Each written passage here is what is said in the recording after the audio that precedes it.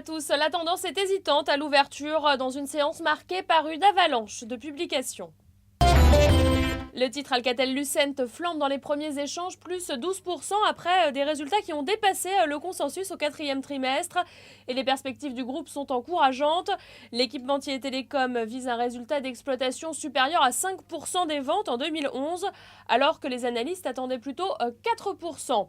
Très forte progression également pour Publicis, qui a vu son bénéfice net progresser de 31% en 2010. C'est supérieur aux attentes.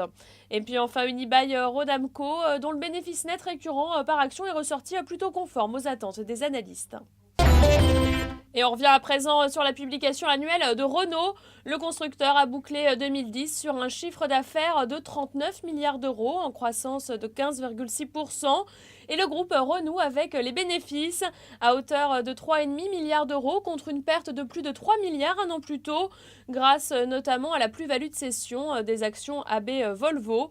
Le constructeur vise pour 2011 un marché mondial en hausse de 6% par rapport à 2010.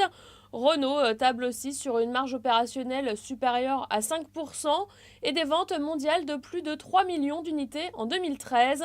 Mais dans les premiers échanges, la publication est sanctionnée, le titre perd près de 4%. Voilà, c'est la fin de ce flash. On se retrouve à midi pour faire le point à la mi-séance.